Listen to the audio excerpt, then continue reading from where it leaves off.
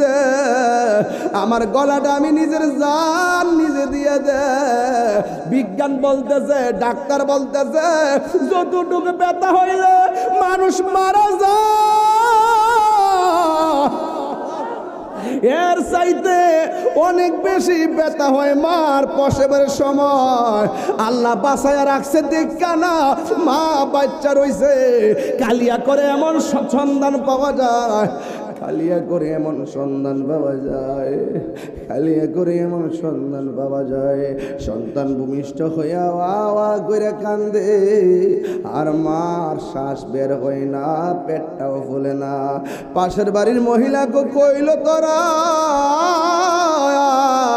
10 মাস 10 দিন পেটের মধ্যে বাচ্চা লইয়া ছেলের মুখটা দেখতে পারলো না, দুনিয়ার জন্য বিদায় হইয়া গেল। ডেলিভারির সময় অনেক মহিলা মারা যায়, এদের ব্যাপারে আমার আল্লাহর হাবিব কি বলে জানেননি? এই সমস্ত মহিলারা ডেলিভারি কেসে মারা যায়, এই মহিলাগুলোরে আমার আল্লাহ সাধারণ মরণ দেয় না, এই মহিলাগুলারে আমার আল্লাহ শহীদের মর্যাদা দান করে দেয়। আর জোরে জোরে কি আল্লাহু আকবার বলা যাবে না? মায়ের কান্দন যাবত জীবন, 2-4 মাস বোনের কান্দন রে, ওরে গোরের পরিবারের কান্দন কয়েক দিন পর থাকে না।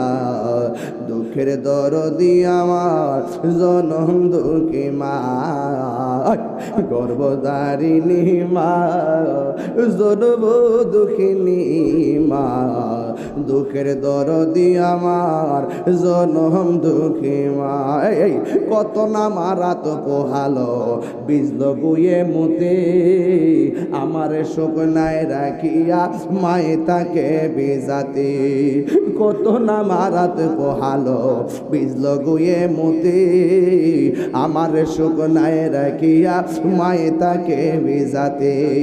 এই তাহিরি ডাইকা বলে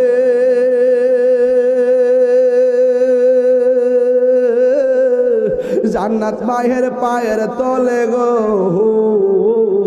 ওরে দেখ বুখারী হাদিস স্কুলে করছে নবী ঘোষণা, দুঃখের দরদি আমার জনম দুঃখী মা, গর্ভধারিণী মা, জনম দুঃখিনী মা, দুঃখের দরদি আমার জনম দুঃখী মা। মায়ের প্রসবের কালে কত কষ্ট পাই, বাবার কথা কেউ কয় না। বাপটা খালি পকেটে বাজারের মধ্যে গিয়েছে, খালি ব্যাগ নিয়ে গেছে, এমনে বাপটা গুছা হইছে না, এমনে বাপটা বুড়া হইছে না। তোর জন্য ফুট ফুট করতে করতে, ভবিষ্যৎ করতে করতে শরীরটারে জানটারে পানি কইরা ফেলাইছে। জীবনে অনেক খালি ব্যাগ নিয়ে বাজারে গেছে, বাজার কইরা 3 বেলা আমারে খাওয়াইছে, একটা বার জিগাইলাম না আব্বা আপনি দিগো 1 লক্ষ টাকার সরকারি বেতন পান না, আপনি যে 20,000 টাকার বেতন পান না, আপনি খালি পকেটে বাজারে যান, বাজার নিয়ে ঘরে আসেন, আমরা 3 বেলা ভাত খাই। শুধুমাত্র শৈশবকাল না, কৈশোরকাল আমার বাপে পালছে, শৈশবকালে পালছে, যৌবনকালে পালছে, সুঠাম দেহের অধিকারী বানাইছে, আবার মন মতো লেখাপড়া করাইছে, রেজিস্ট্রেশনের টাকা দিছে, ফর্ম ফিলআপের টাকা দিছে, আবার মাঝে মাঝে ঈদ যখন প্রতি বছর আসছে ঈদের কাপড় কিনা দিছে। অথচ বাপটা 4,000 টাকার বেতন পাইতো না। ক্ষেতের মধ্যে যে ধানগুলো নিত, এই ধানগুলো সুন্দর করে ঘরের মধ্যে তুলছে, মাঝে মাঝে বেচ্চা বেচ্চা চলছে। কিন্তু আমার বাবার জন্য এই ধান যথেষ্ট ছিল না, আমার বাবার জন্য এই টাকা পয়সা যথেষ্ট ছিল না। কিন্তু বাপটা এমন বাপরে, একটা সেকেন্ডের জন্য আমারে বুঝতে দেয় নাই, বুঝতে দেই নাই, বুঝতে দেই নাই।